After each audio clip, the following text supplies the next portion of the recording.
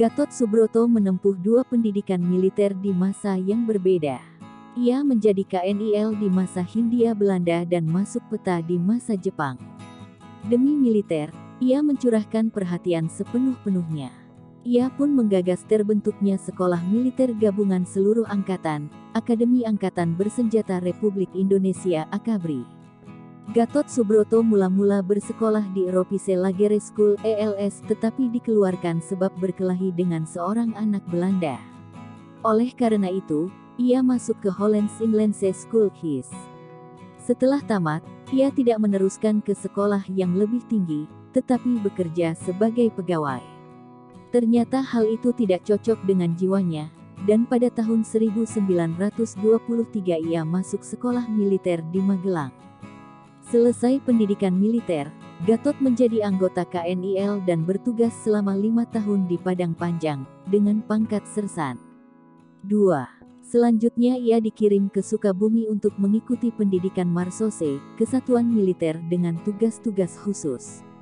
Selesai pendidikan, ia ditempatkan di Bekasi dan Cikarang, daerah yang kala itu sering dilanda kerusuhan yang bersumber pada tindakan-tindakan para lintah darat. Di sini, ia sering mendapat teguran dari atasan karena dianggap terlalu memihak kepada rakyat kecil. Sebagian gajinya disumbangkan untuk membantu keluarga orang hukuman yang ada di bawah pengawasannya. Pada masa pendudukan Jepang, Gatot mengikuti pendidikan Tentara Pembela Tanah Air (PETA) di Bogor. Sesudah itu, ia diangkat menjadi Komandan Kompi di Sumpiyuh, Banyumas, kemudian naik menjadi Komandan Batalion. Ia sering menentang orang Jepang yang bertindak kasar terhadap anak buahnya. Tahun 1944, Kompi Gatot Subroto mengadakan latihan penjagaan pantai. Ia melihat bahwa anak buahnya sudah sangat letih. Ia meminta agar pelatih menghentikan latihan, namun tidak digubris. Ia marah dan melepaskan pedang dan atributnya sambil meninggalkan tempat latihan.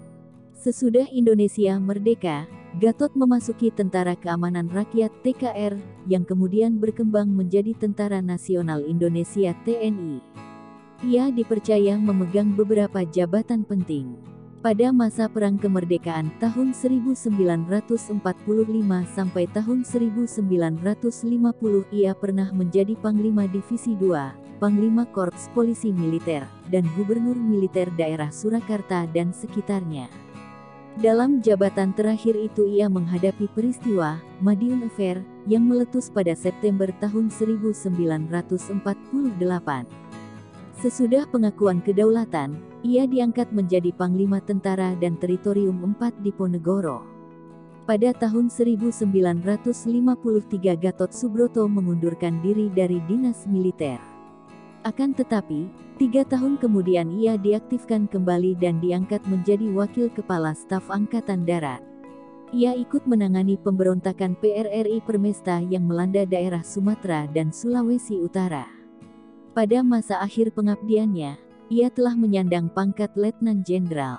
Di kalangan militer, Gatot Subroto mempunyai perhatian yang besar terhadap perwira muda. Gagasannya untuk menyatukan Akademi Militer akhirnya terwujud dengan terbentuknya Akademi Angkatan Bersenjata Republik Indonesia di Magelang, kota dulu ia mendapat pendidikan militer pertama kali.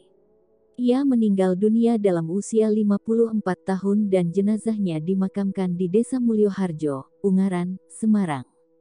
Hanya berselang 7 hari selepas kematiannya, pemerintah Indonesia memberikan gelar Pahlawan Kemerdekaan Nasional pada Gatot Subroto.